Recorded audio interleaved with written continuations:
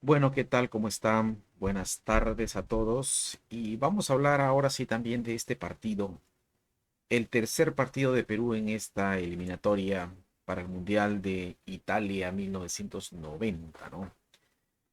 Bueno, creo que vamos a hablar de este partido y no creo necesario ya hablar del siguiente partido que fue contra Uruguay en el Estadio Centenario, un Perú eliminado, la gente desinteresada por el partido y miles de cosas que pasaron, sanciones, peleas, desuniones, todo lo que conduce a un fracaso, ¿no?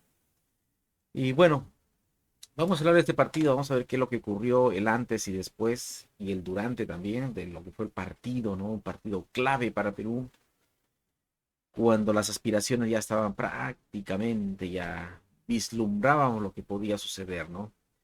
Pero había un pequeño lapso de esperanza todavía, ¿no? Y hacíamos cálculos inclusive, ¿no? Para la clasificación al mundial había cálculos, ¿no? Porque como las esperanzas todavía existían, entonces nos aferrábamos a las matemáticas y a lo que pudiéramos hacer todavía en un partido contra Bolivia en Lima y posteriormente ir a buscar la clasificación allá a Montevideo, ¿no? Pero existía. Pero bueno, vamos a ver qué pasa. Bueno, antes que comencemos, quiero mostrarles algo. Yo también tengo un canal de, vamos a poner por aquí, yo también tengo un canal de lo que es tecnología, si quieren aprender computación, si quieren aprender ciertos cursos, me pueden buscar como Lucho Academy, ¿no? Van a encontrar por ahí, por ejemplo, tengo muchos cursos, como por ejemplo tengo un curso de Computer Networks, ¿no? Tengo un curso de Microsoft Cloud, ¿no?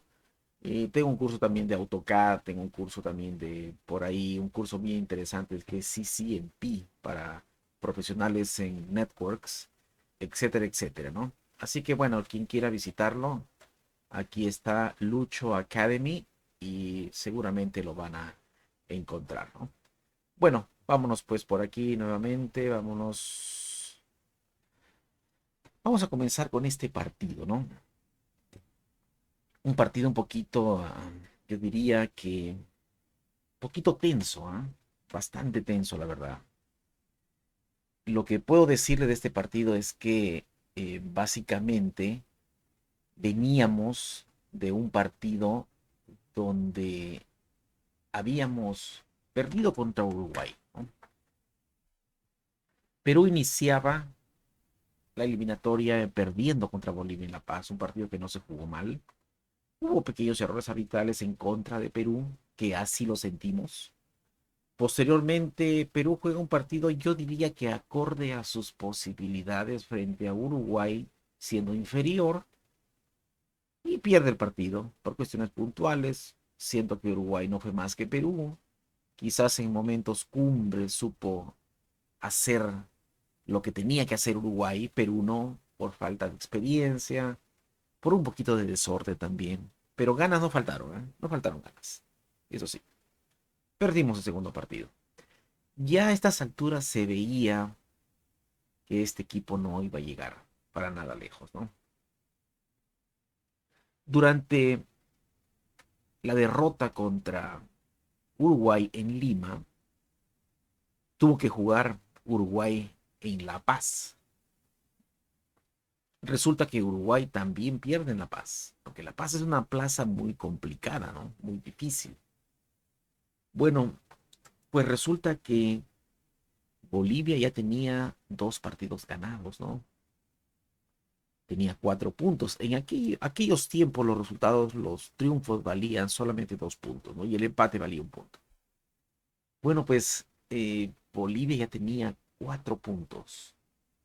El equipo de Uruguay, que le había ganado a Perú, ya tenía 2 puntos.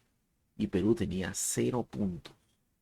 Bueno, nosotros nos plantábamos la idea que tenemos que hacer ahora para clasificación mundial. Bueno, no quedaba otra que ganar 2 partidos. Había el problema de la diferencia de goles. Ese era un detalle también, porque Perú había perdido 2-0, entonces tenía -3. mientras Bolivia tenía más 2. No, más 2. Complicado. Y el equipo uruguayo también tenía más 2. Entonces, mientras Perú tenía una diferencia de goles muy mala, la idea era ganar los dos partidos y uno de los dos partidos habría que ganarlo por más de 2 goles, quizás 3 goles. Ese era el camino de Perú. No tenía otra alternativa. Bueno, entonces ya profundizando el análisis que lo que le tocaba hacer a Perú, tenías que escoger o golear a Uruguay en el Centenario o golear a Bolivia en Lima. Y obvio que la idea, el primer paso para clasificar al Mundial era golear a Bolivia en Lima. Bueno, entrevistan, Panamericana Televisión entrevista a José Macías Pepe. Lo entrevista y precisamente le pregunta cuál va a ser el plan para este partido, que pudiera ser el último prácticamente de la victoria si quedamos, si no ganamos el partido. Bueno, Macías Pepe nos dijo bien claro, ¿no? Nos estamos preparando para golear. No se vale otro resultado que golear. No queremos ir presionados a Montevideo a intentar golear a Uruguay. Tenemos que intentar buscar la hazaña en el Centenario, pero antes, no, ese sería una final, dijo, ¿no? Pero antes de jugar la final hay que jugar la semifinal. Y la semifinal es golear a Bolivia. Bueno, fueron palabras de Macías Pepe. Bueno, el presidente de la Federación Peruana de Fútbol en ese tiempo, en ese momento era Josué Grande Fernández, ¿no? Entrevista al ayudante, al que cooperaba con Macías Pepe, que era Percy Rojas. Pues básicamente para preguntarle si había algún tipo de cambio con respecto a este partido.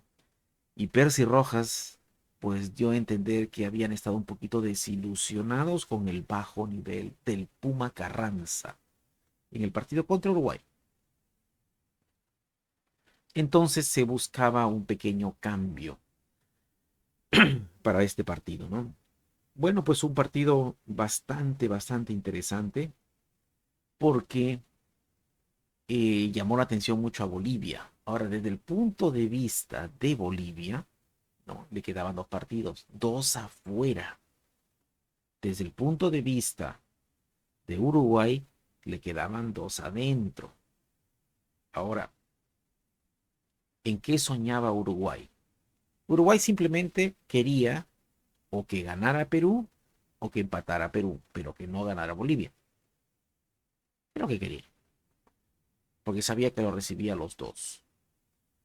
Pero muchos decían, bueno, si gana Perú, se pone un poquito peligroso porque Perú te puede dar la sorpresa. Pero bueno, si ganaba Bolivia, presionaba tremendamente también a Uruguay. Y habría que ver por cuántos goles. Pero resultaba un poquito difícil pensar que Bolivia le podía ganar a Perú y mucho menos por varios goles. Se pensaba más bien en la idea de que Perú sí podía ganar por muchos goles a Bolivia, porque ese era el plan y lo habían manifestado varias veces, varias veces. Bueno, entonces, del punto de vista de Uruguay, estaba bien claro. Definitivamente tiene que ganar los 2 partidos Uruguay para clasificar. ¿Qué pasa con Bolivia? Necesitaba ganar uno y buscar el empate en el otro o simplemente perder por un gol, siempre y cuando le ganes a Perú por más de 2 goles. Entonces Bolivia tenía una consigna, ¿no? O ir a buscar el partido contra Uruguay, complicado, o simplemente vienes a ganar a Lima. Entonces Bolivia se centró en ganar en Lima. Y Perú lo tenía más difícil porque tenía que ganar los 2 partidos y uno de ellos era de visita contra Uruguay y por muchos goles alguno de los 2 partidos, ¿no? Bueno, el panorama era más fácil probablemente para Uruguay, pero Bolivia tenía que ganar en Lima y si fuera por más de 2 o 3 goles, mucho mejor. Bolivia tenía dos chances, ¿no? Ganar en Lima y posteriormente hacer algo en Montevideo. Bueno, Bolivia también hace una campaña en televisión, hace una campaña interesante en Bolivia porque era una gran oportunidad, una camada de buenos jugadores, aparecía ya Platini Sánchez, Melgar, Ramallo, etcétera, etcétera, ¿no? Bueno, pues unos aficionados de Bolivia vienen a Lima. Fue un partido donde aproximadamente 6.000 personas entraron al estadio. Dicen que entraron 5.000. Yo considero que más o menos sí, bueno, 5 o 6.000 personas entraron al estadio, pero habían por lo menos 1.500 bolivianos, ¿no? Había bastante boliviano en la tribuna, una pequeña barra de bolivianos, ¿no? También algún detalle que sucedió en este partido fue que el presidente de Bolivia, ¿no?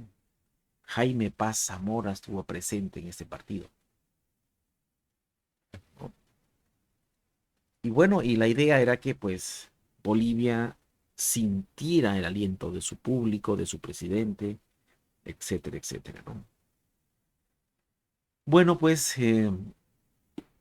durante la semana había existido obviamente situaciones un poquito complicadas en cuanto a Perú. Y la situación complicada fue que primeramente ya no veíamos a Julio César Uribe. Algunos dicen que Uribe renunció a la selección. Renunció. Bueno, pero en realidad dicen otros que fue casi como un mutuo acuerdo con Julio César Uribe, ¿no? Lo mismo pasó con Franco Navarro, ¿no? Y para este partido no jugaba Jorge Olaechea, estaba lesionado. Se iba a sentir la ausencia, obviamente, ¿no? Ahora, el bajo nivel de Franco Navarro también era un poquito notable.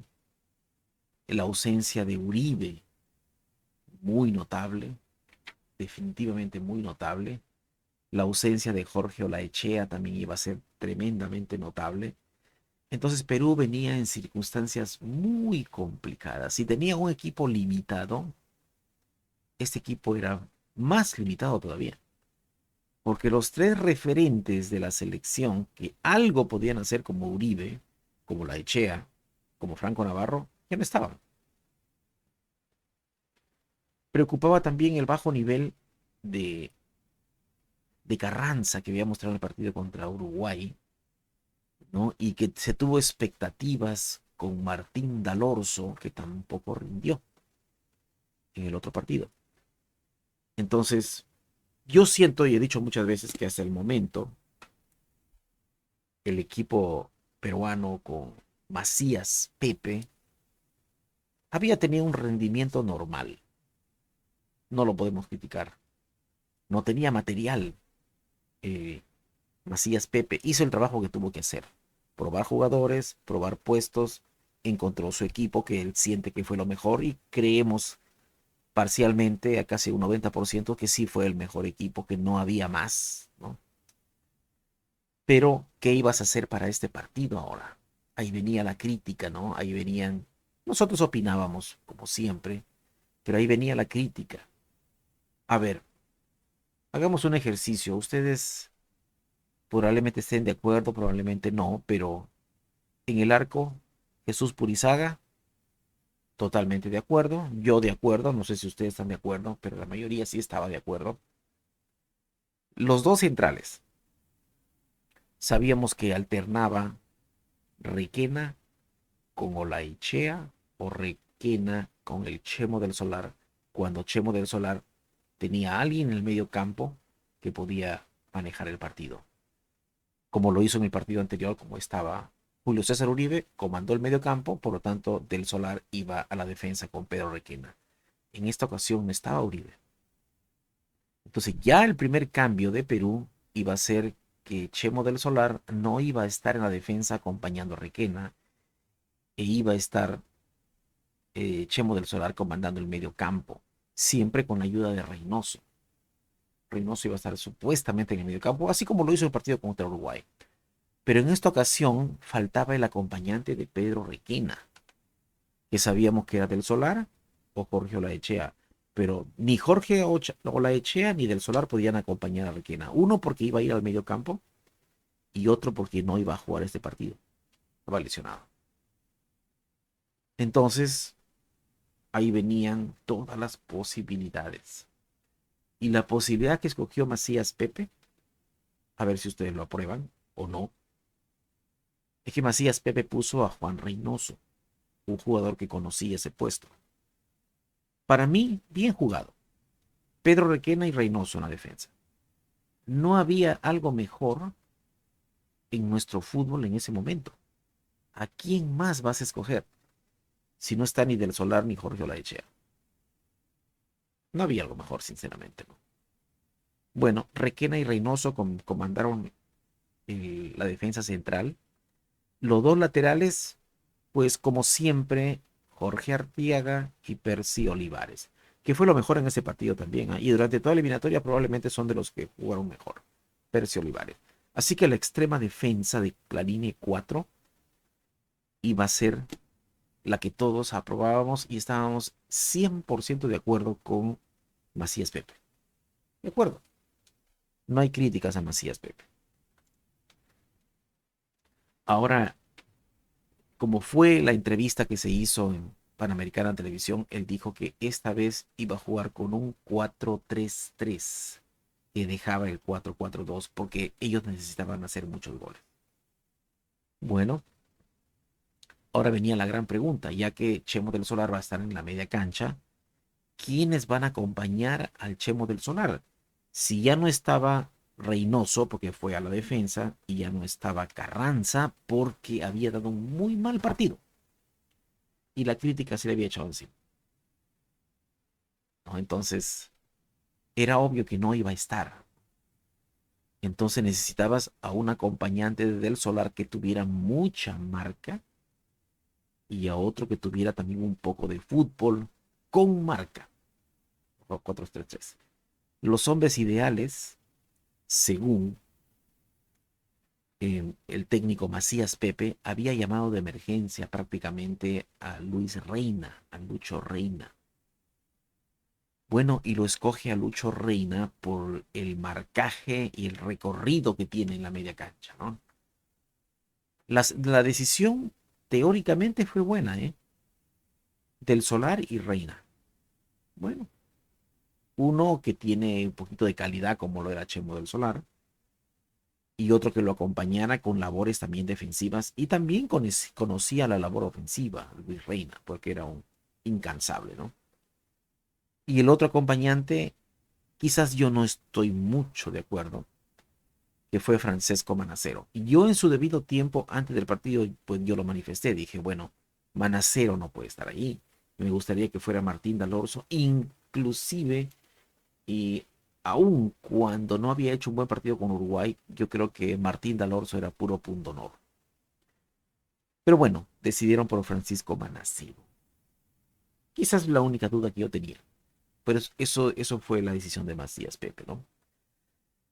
Y adelante, la gente pedía a Rey Muñoz, porque había dado un par de partidos bastante buenos también y había tenido pocos minutos. Entonces la gente pedía ya a Rey Muñoz para desequilibrar la defensa. Bueno, pues la crítica contenta, poco con desánimo, pero contento. Bueno, vamos a colocar a Rey Muñoz. Vamos a colocar a otro que es Jorge Irano. No, Jorge Irano es el otro. ¿Y quién va a estar en el centro como delantero? Si ya no está Franco Navarro. Bueno, pues habían llamado a Andrés Balán González, que me parece que también lo podían haber llamado antes. Pero como estaba Franco Navarro, confiamos en Franco Navarro, ¿no? También tenían la opción de Martín Dalorzo. Pero bueno, como Andrés Balán González era un buen, ¿no?, rematador, se inclinaron por Andrés Balán González. La misión era ganar y golear. Ganar y golear. Bolivia fue un poquito diferente, porque Bolivia decidió jugar con un- una línea de 5 atrás, con 4 en el medio campo y un solo delantero, que precisamente fue William Ramallo, ¿no? William Ramallo fue el único delantero de Bolivia que se encargaba por ahí de tapar la salida de Chemo del Solar, ¿no? Por ahí marcar a Pedro Requena, hacía sus travesuras ahí, William Ramallo.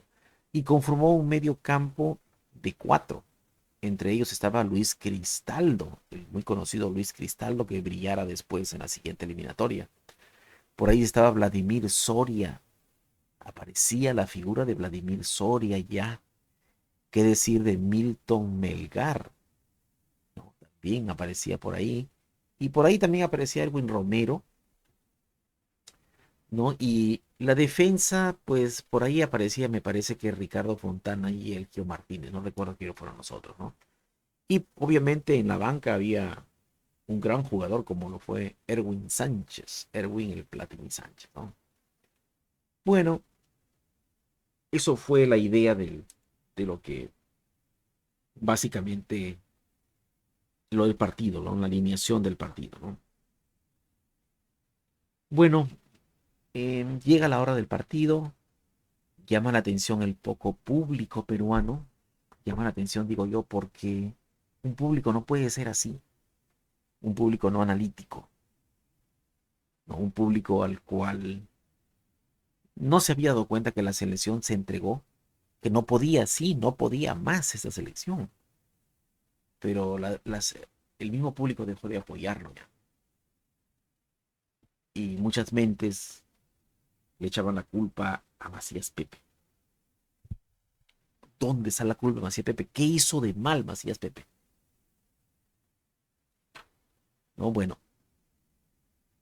Y entonces pues comienza el partido. Bueno, sale a la cancha Perú en este partido con un estadio casi vacío. Poca gente en el estadio. No se veía prácticamente el aliento que había mostrado Perú en las eliminatorias. Por primera vez veo un estadio semi abandonado con respecto a este partido, ¿no? Cuando Perú más lo necesitaba, porque necesitábamos golear, es cuando el público se tuvo que haber entregado, porque los jugadores se estaban entregando. Una cosa es que no puedas, otra cosa es que no quieras. Y esta selección sí quería, pero no podía. Hizo por todos los medios, desordenado, este partido fue desordenado, con poca calidad técnica, con mucho, un equipo prácticamente pasado de revoluciones como arrancó Perú. Arrancó muy rápido, muy fuerte, muy pasado de revoluciones. Bueno, pues este más o menos el esquema. Ahí ustedes van a ver en cuanto a Perú del Solar, que jugó al lado de Requena, Olivares y Arteaga, lo que ya sabíamos. Por ahí Chemo del Solar, pues era un gran jugador, ¿no? Reynoso, eh, también, aquí lo colocan a Reynoso en la mitad de la cancha, pero Reynoso fue un poquito más retrasado, ¿no? Y Del Solar jugó un poquito más adelante. Aunque hubo intercambio en el segundo tiempo, ¿no? Bueno, en el primer tiempo. En el segundo tiempo casi se alternaba, ¿no? Pero bueno, el partido pues es bien importante. Ustedes saben que Bolivia traía su público, traía su presidente. Y lo que yo puedo decir sinceramente es que el partido, Perú arranca con muchas revoluciones, ¿no? Aquí vemos, si se dan cuenta, ya desde el principio, Perú está ansioso, ansioso porque la promesa y la encomienda era hacer por lo menos 3 goles, 3-0. Ahí ustedes ven a Rey Muñoz, ven a Balán González, ¿no? A Manacero, a Irano, etcétera, etcétera. Van a ver prácticamente ya con ganas, muchas ganas. A Requena también, ¿no?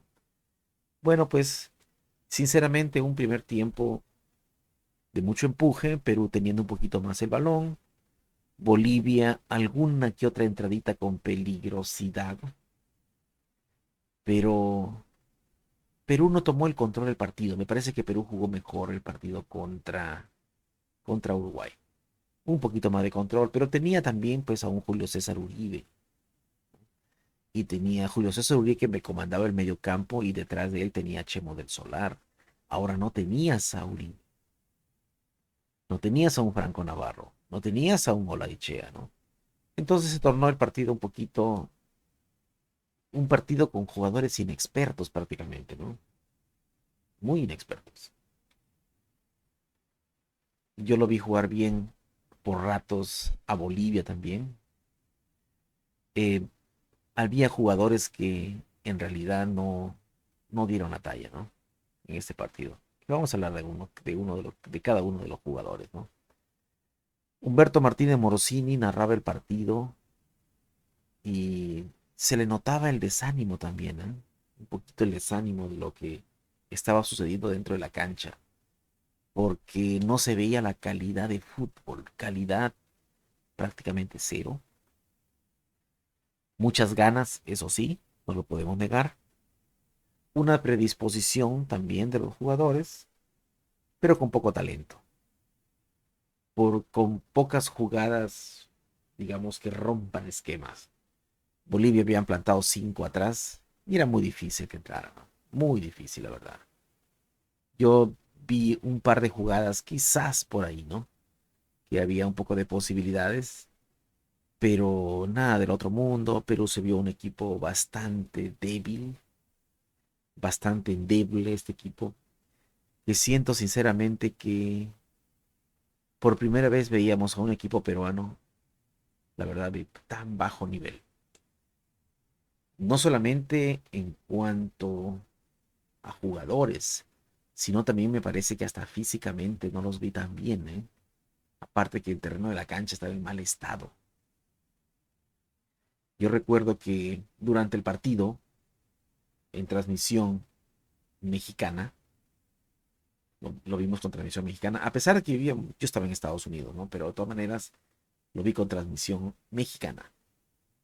Y me parece que ya los comentaristas mexicanos hablaban y hacían referencia a otros equipos como Holanda, por ejemplo, que había tenido una buena camada de jugadores, se cayó porque no clasificó al Mundial del 82 y porque no clasificó al Mundial del 86. Dos mundiales dejó de ir Holanda para reestructurar su fútbol nuevamente y dejar de depender de esas grandes estrellas. Caso muy parecido que le fue a Perú, ¿no? Que dependía un poquito de sus jugadores, Barbadillo, Muñante, ¿no? Oblita, Sotil, Cubillas, Cueto, Velázquez, ¿no? Etcétera, etcétera, Chumpitaz, Díaz, Duarte, Rojas, etcétera.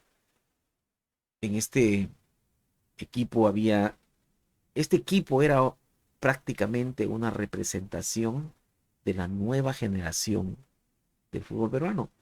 Digo esto porque el equipo tenía algunos jugadores que venían de atrás, como Uribe, como Franco Navarro y como Jorge Olaichea. Y por cierto, también aquí había aparecido por ahí, lógico, Requena e Irano, ¿no? Pero de todas maneras, todo lo demás era completamente nuevo e inexperto. Una selección relativamente joven, ¿no? Pero bueno, siento que Perú lo intenta y lo sigue intentando. No había mucho entendimiento en los jugadores, quizás. Quizás ellos hicieron como la promesa de darlo el todo por el todo, pero siempre nos preguntamos en este partido, ¿no? ¿Qué hubiera sido mejor que esto que vimos? Primeramente en nombres y en esquema.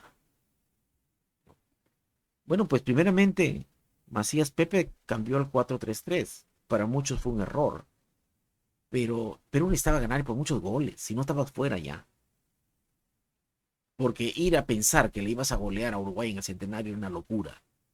Podías pensar que podías dar una sorpresa, una en, una en 100, bueno, menos, 10 en 100 si quieren, en Montevideo. Pero la idea era ganar este partido por gol, varios goles, no por 1-0, no, no, no, el 1-0 no te daba la clasificación, era 3-0, ese era el resultado, ni siquiera 2-0, ¿eh? 3-0. Quizás eso presionó a Perú, quizás eso presionó al comando técnico. A veces es difícil de pensar, ¿no? ¿Qué le pasó a Perú? Bueno, pues independientemente del partido, que Perú desordenadamente atacaba a Bolivia territorialmente, Bolivia se defendía bien, ¿eh? Se defendía bastante bien. Algunas jugadas hasta individuales de Perú por falta de acompañamiento. Perú jugó mal partido, ¿eh? Sí, mal partido. No sé si fue mal planteamiento, pero de que fue mal partido, sí. No nos gustó mucho, la verdad. Bueno,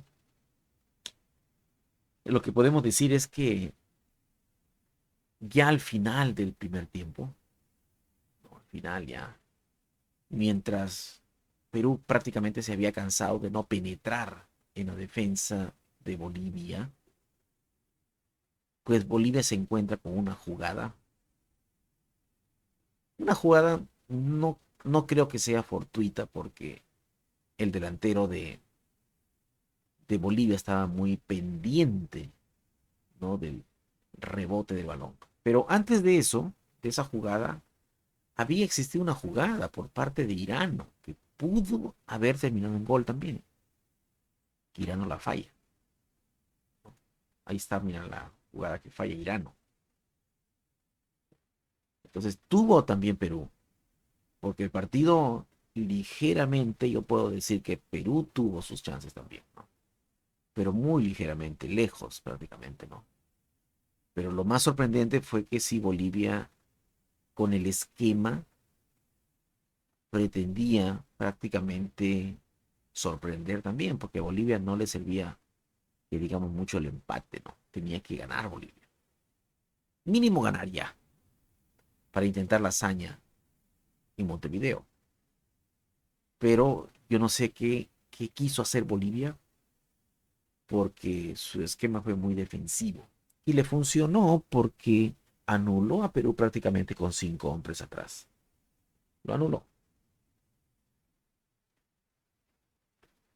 Bueno, pues ya al final del primer tiempo, una jugada donde un poquito desubicado lo agarran al arquero peruano Purizaga y logra sacar el balón, pues un jugador peruano se queda dormido y le gana la espalda a un jugador boliviano para anotar el primer gol de Bolivia. Con ese gol, prácticamente ya Perú se desanima, se desordena, ya piensa, ya prácticamente siente que se acabó. Y nosotros sabíamos que nos quedaban 45 minutos y la consigna era hacer 4 goles, ya era casi imposible. Ya a estas alturas, Perú lo que yo sentía nada más es, bueno, pues Perú que gane, nada más, ya. O sea, tampoco era descabellado pensar que en el segundo tiempo Perú podía voltear 2-1, no era descabellado, ¿no? Perú podía ponerse 2-1, pero de todas maneras habría que buscar la hazaña en Montevideo y por muchos goles, ya ganarle a Uruguay por 2-0 o 3-0, dependiendo de los resultado con Bolivia, ¿no?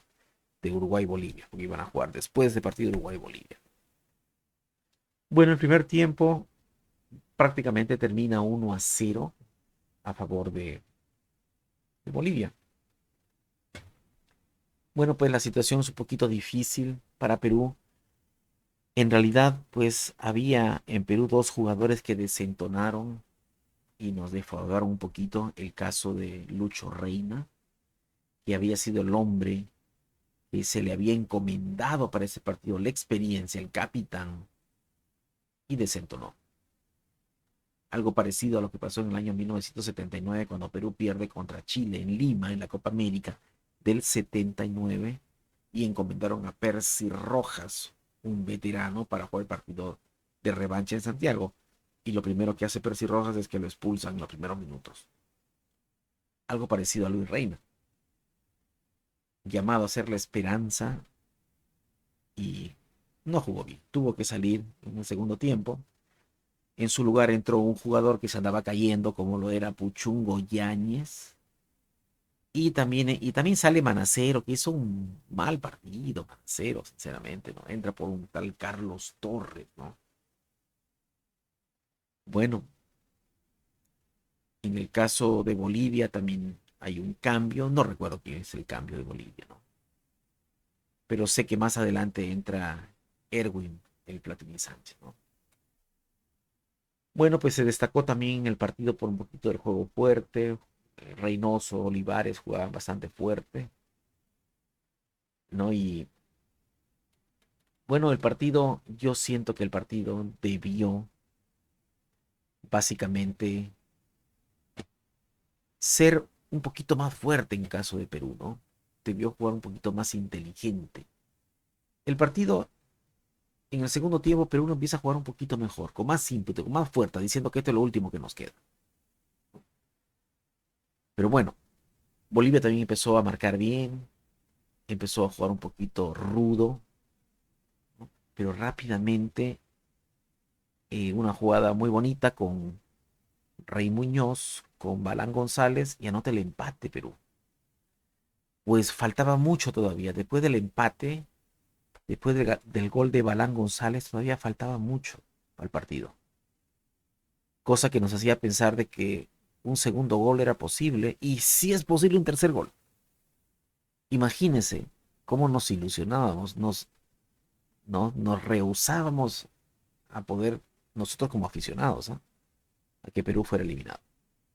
Yo con el empate me animé, ¿sí? De hecho, vi el partido, lo que resta del partido, vi parado. Yo me quedé parado. Con la esperanza del segundo gol. Perú se anima bastante el segundo gol, ¿no? Juega un poquito mejor, pero Bolivia también defiende bien. Bolivia defendió bastante bien.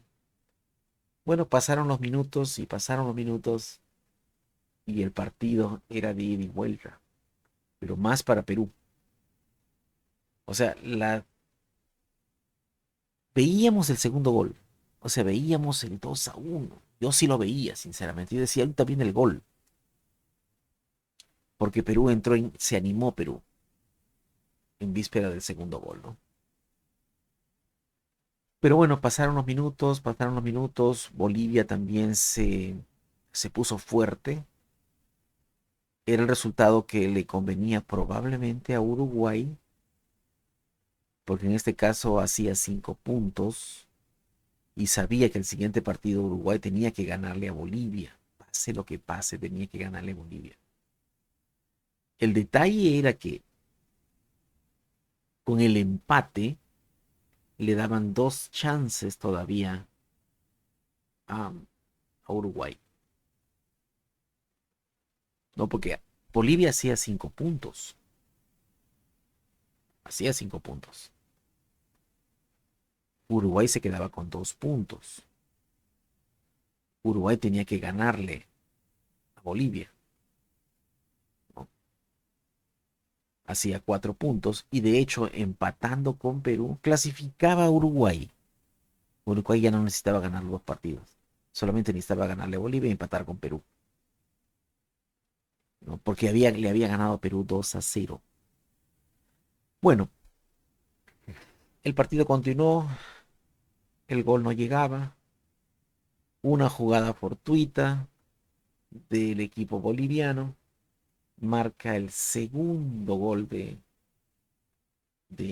Bolivia y prácticamente con esto ya, para mí, se acabó todo. Ahí es donde bajamos los brazos. Ya. Yo bajé los brazos, 2-1. Porque ya lo máximo que podía hacer Perú es empatar. Un milagro era ganar 3-2, pero ya no, ya era mucho que pedir ya. Porque Perú, por más que le puso mucho ímpetu, no, faltó calidad, faltó capacidad, faltó creatividad, muchas cosas faltaron. Estos jugadores no rindieron, la verdad. Ahí recién me puse a pensar, bueno, estamos tocando fondo. Estamos siendo prácticamente los últimos de Sudamérica. Bueno, pues viene el gol de Bolivia, 2-1. Se desaniman todos. Tribuna, el narrador Martínez Morosini también se desanima. Y bueno, prácticamente queda esperar nada más. Bueno, pues pasaron unos minutos más. Perú seguía atacando y le cometen un penal a Perú. Bueno, decía yo, bueno, yo no pensaba ni siquiera en el penal. Yo daba por descontado que el penal lo hacía, empatábamos 2-2 y quedaban todavía muchos minutos para el 3-2. Dije, bueno, el 3-2, intentemos. Entonces, renacieron las esperanzas con el penal. ¿Por qué no tiró el penal? La gran pregunta. ¿Por qué no tiró el penal José Guillermo Chemo del Solar? ¿Por qué no lo tiró Barán González? ¿Por qué no lo tiró, no, el Puchungo Yáñez? ¿Por qué lo tuvo que tirar Requena? Bueno, le tenían confianza. Después de la ejecución, obviamente todo el mundo habló, ¿no? Todo el mundo habló. Las críticas después del partido existieron también con el penal, porque sentía que si el penal lo hacía eran 2-2 y se podía ir con todo Perú y quién sabe si le ganaba 3-2, pero yo ya lo veía difícil, ¿no? De hecho, hubo varias jugadas donde tuvo un par Bolivia de anotar un gol, un par de goles. Tuvo chance Bolivia de anotar el 3-1, aunque eso no le hubiera gustado a Uruguay, ¿eh? Para nada le hubiera gustado a Uruguay ese 3-1, si es que se daba. Bueno, marcador final, Perú 1, Bolivia 2. Bolivia feliz, ¿no? Llegan las noticias para La Paz, Bolivia, ¿no? La televisión muy contenta, todos felices porque sienten que están cerca del Mundial, muy cerca del Mundial. Ahora, preguntemos ahora qué fue lo que pasó en este partido. Primeramente, yo puedo decir, Pepe puso a los hombres correctos. Yo sí le doy un 90% porque él está en la interna, ¿no? Puso a los hombres correctos. Muchos jugadores no le quedaron bien a Macías Pepe. Francisco Manacero, Lucho Reina, ¿no? El Puma Carranza, el mismo Franco Navarro, por ahí hasta Jorge Olaechea, ¿no? Y que fallaron mucho, ¿no? El mismo Pedro Requena también, que se le tenía confianza. Claro, tenía que fallar, pero lo demás, pero fallaron muchos. Y no rindieron al nivel que nosotros, pues, queríamos verlo, ¿no? Sentimos que la gran oportunidad sí lo tenía Perú, pero el detalle fue que no rindieron. Después del partido comenzaron las críticas, primero al director técnico, porque el director técnico del Perú en ese partido salió cuando terminó el partido en medio de rapidísimo se fue, prácticamente casi como escapando, que no queriendo saber nada de la prensa ni nada por el estilo. Pidió perdón al país, Macías Pepe, pidió perdón. No tenía por qué haber pedido perdón, eso era lo que teníamos. Eso era lo máximo que podíamos aspirar. No podía venir otro técnico y llevarnos más arriba, no creo. Nunca se va a saber tampoco, ¿no? Pero no seamos mezquinos y echarle toda la culpa a un director técnico cuando material no tiene. El técnico también depende del material. Y material aquí no había, ¿no? Y Perú nunca supo trabajar, ¿no? Ordenadamente. Todo se hacía informalmente. Porque ustedes observen cómo son las academias en Perú. Informales. Conozco un arquero que se llama Papelito Cáceres, que tiene, ¿no? Una escuela de arqueros. ¿Y saben dónde? En un corral. Lo he visto, ¿eh? No estoy mintiendo. Conozco otros exjugadores que tienen escuelas de fútbol, pero no saben absolutamente nada. Creen que por ser buen jugador, ya está. Unas escuelas de fútbol que no tiene personal adecuado para impartir la técnica del fútbol. Las infraestructuras de las academias de fútbol no sirven para nada. No tienen seguros, no tienen ni siquiera extinguidores, no tienen departamentos médicos, no tienen personal adecuado como, ¿no? Médicos, kinesiólogos, directores técnicos, psicólogos, no hay nada de eso. De hecho, esas escuelas no están regularizadas y supervisadas por el Ministerio de Educación, porque academia es un centro de enseñanza, debería estar regularizada por el Ministerio de Educación, simplemente. No, no tiene eso. Son escuelas que ni siquiera tienen razón social. No están registradas ni siquiera en la SUNAT para pagar sus debidos impuestos. Esa es la informalidad que ha vivido toda la vida Perú. Y así quieren clasificar a un mundial. Además son soberbios. La mayoría en Perú los ha hecho la misma afición, el periodismo, los hacen soberbios. Yo todavía a estas alturas, 2026, Perú siente que es superior a Estados Unidos, siente que es superior a Marruecos, siente que es superior a Japón, siente que son superiores a Senegal, a Egipto, a Argelia, siente que son superiores.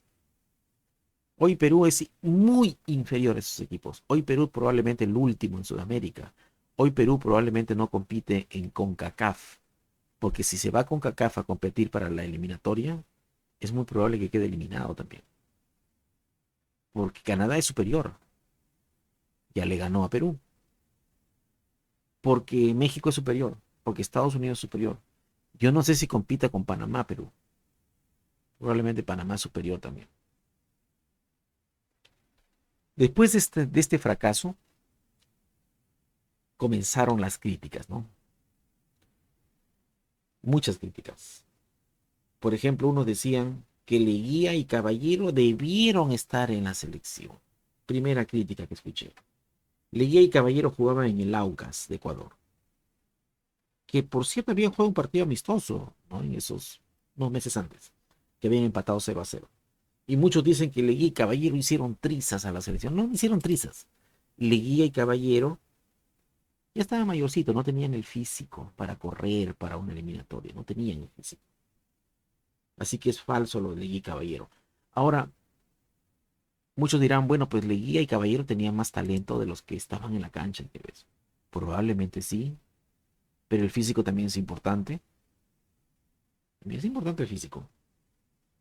Otros decían que debería estar Malásquez, ¿no? Bueno, pues yo viví en México como 16 años. A mí me tocó ver a Malásquez en México, porque yo me había ido precisamente a Miami por un tiempecito nada más. Y luego me iba a regresar a México. Y yo lo veía a Malásquez. Andaba muy mal en Atlas. No jugaba casi. Malísimo. No rindió en Atlas. Así que Malásquez tampoco era la solución. Otros hablaban del Pato Cabanillas. Me parece que jugaba en Brasil ya, o había jugado en Uruguay, creo. Jugaba en Brasil. El Pato Cabanillas podía jugar. Tampoco estaba en buena posición para jugar. Por algo no lo llamaron. Otros decían que JJ Oré podía haber jugado. No estaba tampoco. No. Entre JJ Oré y Balán González, Rey Muñoz, inclusive Franco Navarro, ahí estaban. No tenía por qué estar JJ Oré, que jugaba en el Iquique de Chile. Otros también hablaban de que la causa era por el accidente de los potrillos de Alianza Lima. Sinceramente, no romanticemos una acción para justificar una derrota, ¿no? Recuerden que los potrillos también habían jugado por ahí un preolímpico, ¿no? Y también una Copa Libertadores, que no les fue bien. Solamente se despacharon con el San Agustín, después le fue mal. Internacionalmente muy mal, ¿no? Eran equipos, eran jugadores para equipo, para el medio local. Internacionalmente no. Y eso que enfrentamos a un Bolivia en proceso también, porque el mejor Bolivia vendría 4 años después. Y este equipo, la verdad, era flojísimo. Y esto no era culpa de Macías Pepe, la verdad. Pepe aceptó entrenar a la selección en un momento muy difícil, muy, muy complicado. Esto estaba por verse. Bueno, al final de cuentas, en este partido y en casi toda la eliminatoria, algunos se salvaron, otros no, otros decepcionaron, otros no decepcionaron, pero ese era su nivel. Purizaga en ese partido tuvo que ver algo en el primer gol, quizás. No tuvo buena posición en el segundo. Urizaga no fue gran arquero de otros partidos. Reynoso lo puedo poner como aceptable porque estuvo muy insistente arriba y abajo y arriba y abajo, ¿no? Me parece que tuvo un rol muy importante en ese partido, pero estamos hablando de un Reynoso de 7 puntos. O sea, para ganar este partido y golear, teníamos que haber tenido a todos los jugadores arriba de los 8 puntos. ¿Qué tan difícil era eso? No sé, no sé. Arteaga también me decepcionó este partido. No cometió, digamos, errores así, pero de todas maneras siento que quería ver una mejor versión de Arteaga. Tuvo un poquito de posesión, marcó a Cristaldo, no lo hizo tan mal. Tuvo por ahí problemas con Melgar y con Soria, con Vladimir ahí, pero bueno, permitió. ¿Fue culpa del primer gol? No lo sé, la verdad. Si tuvo culpa o no tuvo culpa, pero algo sí tuvo, ¿no? Alguito bueno. Arteaga decepcionó. Otro que decepcionó, pero más que Arteaga todavía, fue Manacero. Raramente jugó mal este jugador. Tenía la tendencia a jugar bien, ¿eh? Por eso mismo fue sustituido en el segundo tiempo. Yáñez, pues no pudo hacer poco. Muy livianito, un flaquito, que se andaba cayendo, que no podía hacer nada contra el choque. Hizo una que otra jugadita interesante con Rey Muñoz. Del Solar, poquito mejor. Buen líbero, jugó gran parte del partido del medio campo. Bajó, combinaba mucho, subía, bajaba. Yo lo vi más en el medio campo, pero ya gran parte del partido se fue prácticamente para que todo subiera, se quedó atrás. Tenía buena visión también para dar los pases, ¿no? Y bueno, su habitual posición, creo que más en el segundo tiempo, se fue mucho hacia arriba, ¿no? En el medio campo, empezando un poquito más retrasado, ¿no? Balán González también pudimos decir que ligeramente por ahí incisivo, fuerte, veloz, pero no podía hacer mucho tampoco. Fue el autor del gol, ¿no? Lo marcaban varios jugadores porque él era el peligroso. Lo marcaron varios a Balán González. Irán no mejoró con respecto al partido contra Uruguay. Mejoró un poquito más energético. Pudo haber anotado un gol en el primer tiempo que no anotó. Creo que clave para este partido, ¿no? En decisivos momentos no tuvo decisiones buenas en momentos claves. Irán, no creo, ¿no? El mejor de la cancha para mí, peruano, fue Olivares, Percy Olivares. Siempre por su banda, atacando, mantuvo a Montaño prácticamente estático, que no se podía mover porque ahí lo tenía Percy Olivares. Avanzó un poquito más en el segundo tiempo, pero bueno, pues no pudo más, ¿no? Melgar lo marcaba también en el primer tiempo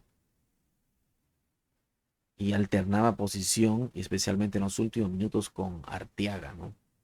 Era con que hacía compañerismo ahí el equipo. Bueno, Requena también me desilusionó, me parece que no fue tan seguro como en otras ocasiones.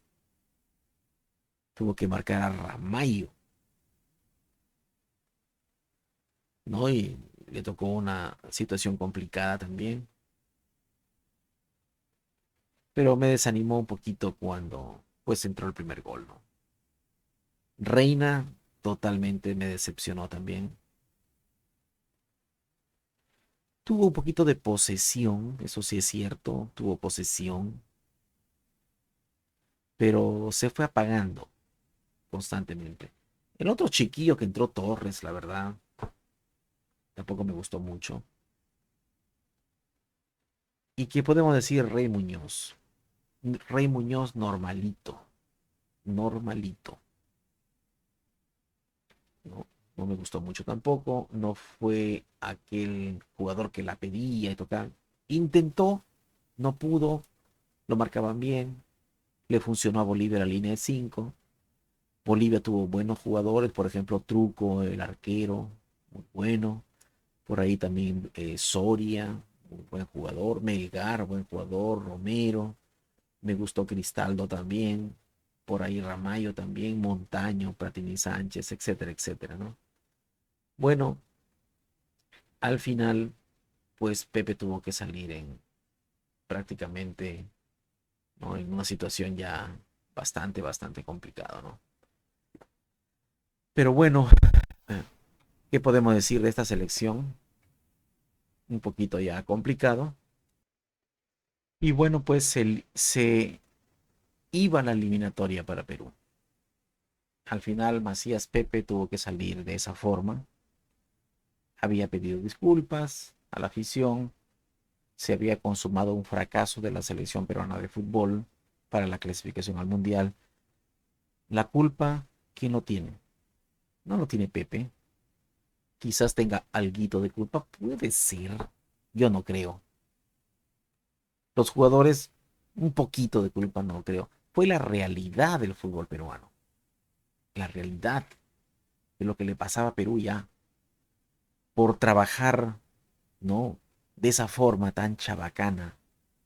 Por trabajar el fútbol de esa manera. La verdad que, no, ese tarde o temprano se veía esto.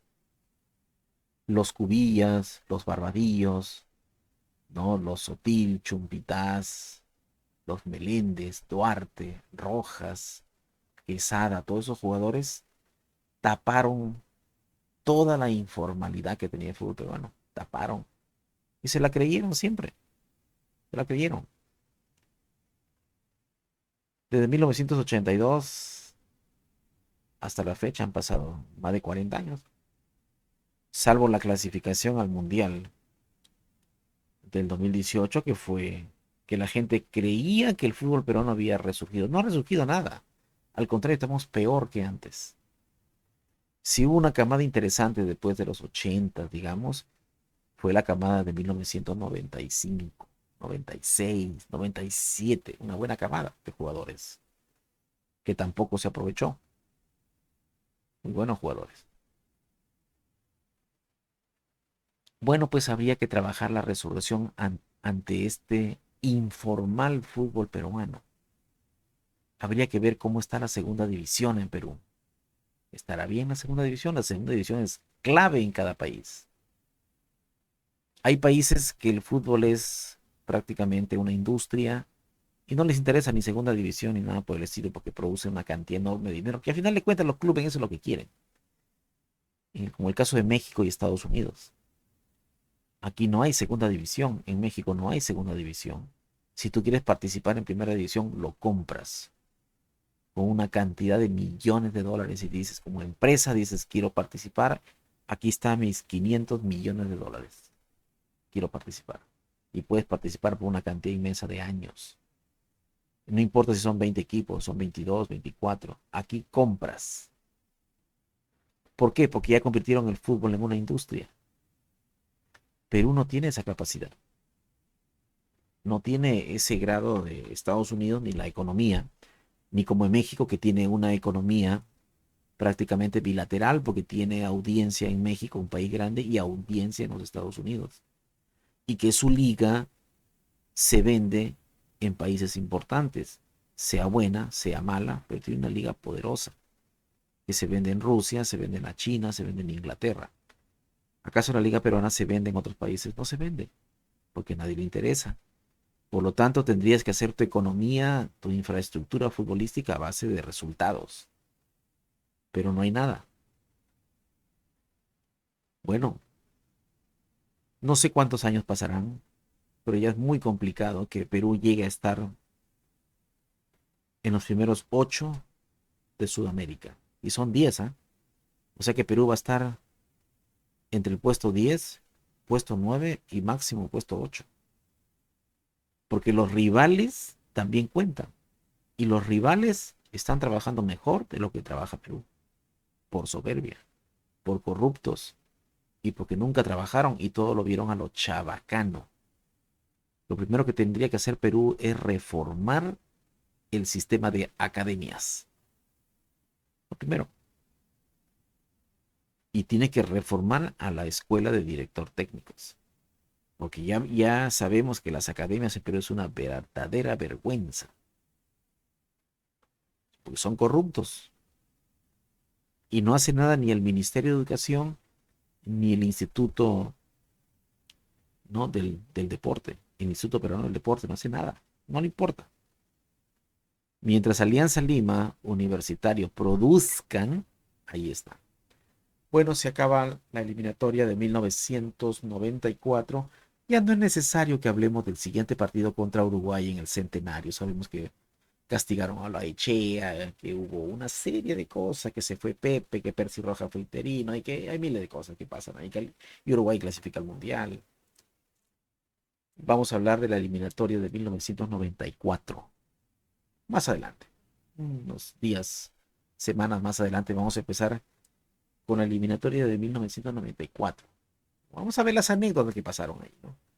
Que me parece que también es interesante. De hecho, más interesante que esta del 90.